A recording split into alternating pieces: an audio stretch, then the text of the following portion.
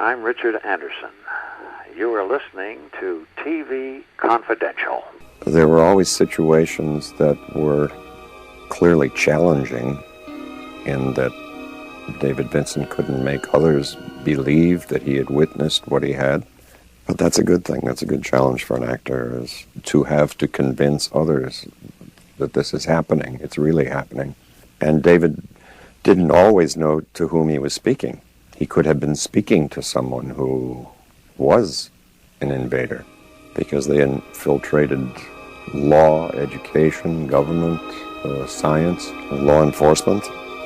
So it was always a challenge. For an actor, what's better than to portray a living nightmare?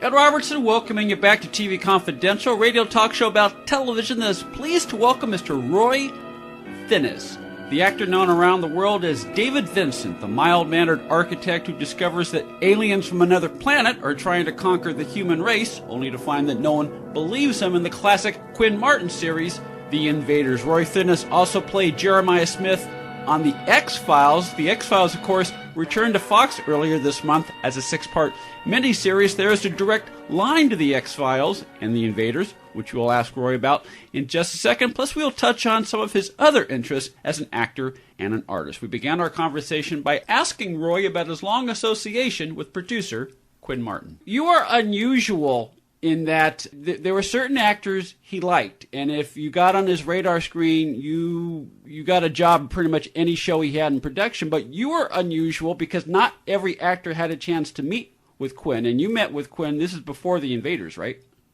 Not until The Invaders. I worked for Quinn Martin on The Untouchables, which was one of his masterpieces. Mm-hmm. There were several shows. Yeah, you did one of the last episodes of The Fugitive, if I remember correctly. Yes, sir. Yeah. Exactly. Yeah. I did that just before we started talking about The Invaders. Mm-hmm. But there were other shows like, I want to say High and the Mighty. It was a show about the American Air Force in World War II. 12 O'Clock High. 12 O'Clock High. I was on 2 or 3 episodes of that in different characters. And always I had this marvelous experience because I was working with not only the best actors, directors, writers, especially writers. Quinn Martin, I think, always capitalized more than any other general producer because of his success rate. And his success was based on the fact that he shared the profits with writers, directors, producers, always saying, I'm going to expect a lot of you. Mm-hmm. So it may be a challenge to your marriage. There are long hours involved, but that's why I'm paying you over scale. And everybody got it, and everybody admired him for that. And he had the respect of everyone, from the stagehands all the way on up to the stars, to the producers.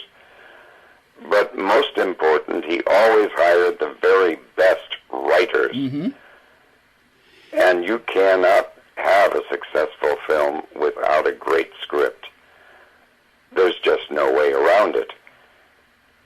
You may be speaking nonsense if it's written by an amateur, but he solicited the very best writers and even made them producers of these shows. Absolutely. George Eckstein was one of them. I know that. George started as a writer, on a number of Quinn shows, and then eventually he produced a number of shows for Quinn before producing shows for Universal in the 70s. But yes, exactly. Yeah, and again, there's a reason why we're still talking about the shows of Quinn Martin 4 or 5 decades later, because they stand out because he put the quality in. He invested the money in quality then, and they made an impact then, and they continue to resonate with viewers today and are discovering new viewers, such as shows like The Invaders, which, beyond its impact in the U.S., continues to attract new viewers around the world.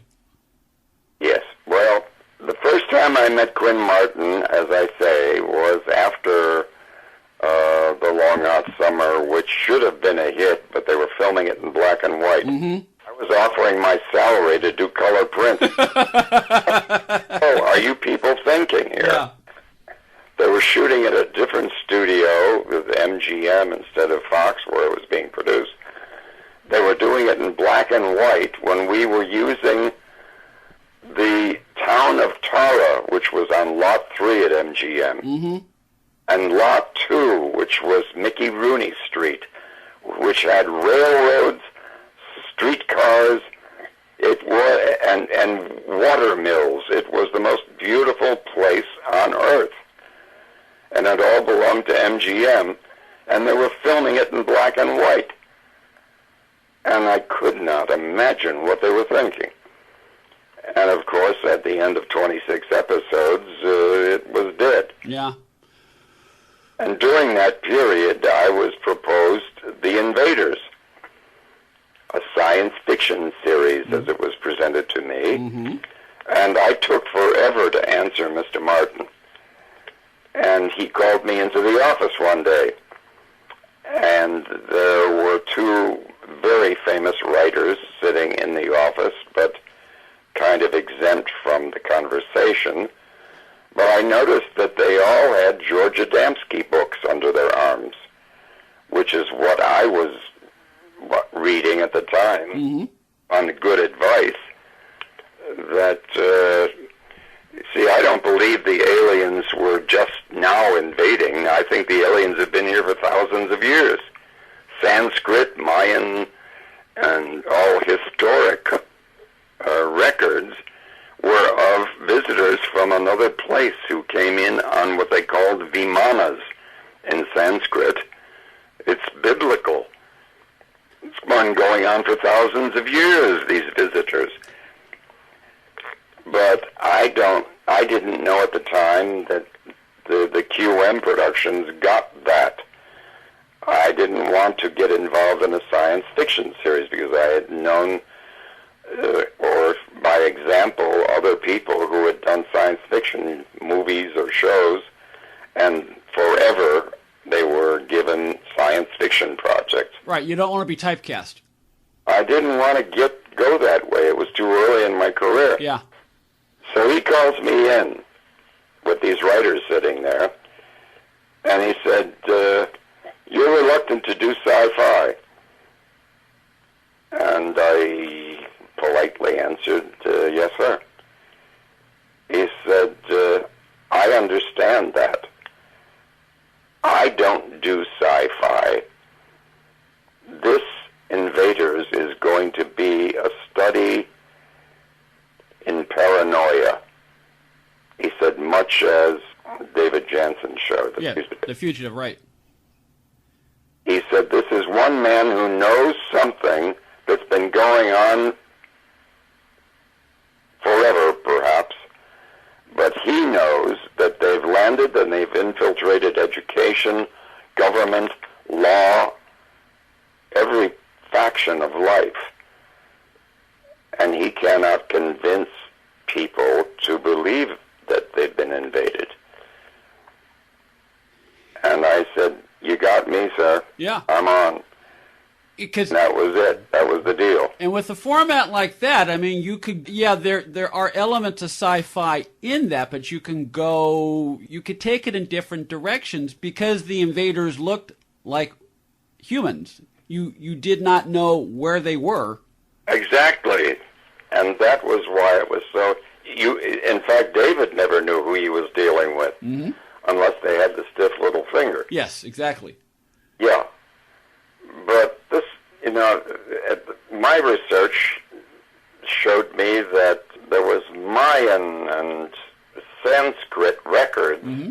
biblical records of visitors coming from another place who had these incredible vehicles.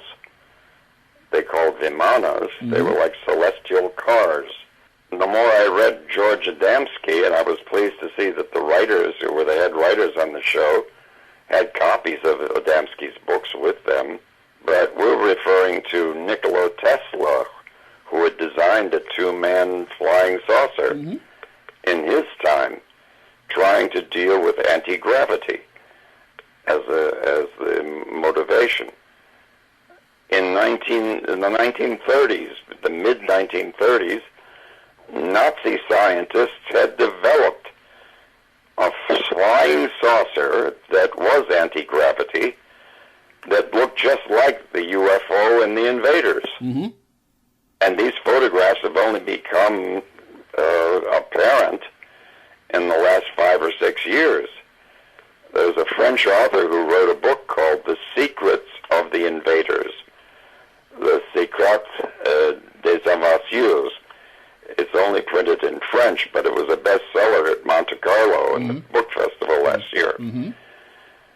And he has photographs of the German ships, and then he compares them to the show business ships.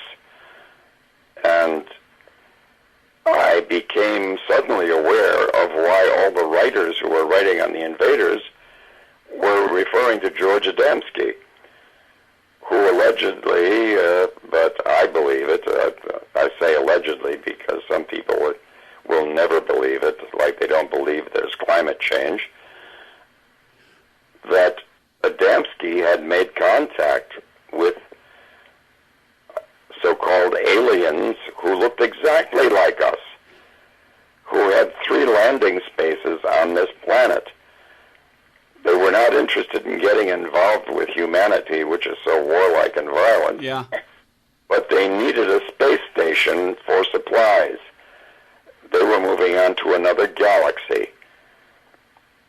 Well, the Pentagon, the White House, high government officials kept consulting with George Adamski, wanting to know what he knew. Why so much interest? And it was all kept top secret, and George Adamski kind of fizzled out into the past, but he is one of the greatest references. He has 3 or 4 books that are just stunning. And his contact with aliens on this planet. We're talking to Roy Finnis, the actor known around the world as David Vincent on The Invaders, and Jeremiah Smith on The X-Files. To hear the rest of this conversation, please visit our archives page at podcast.tvconfidential.net.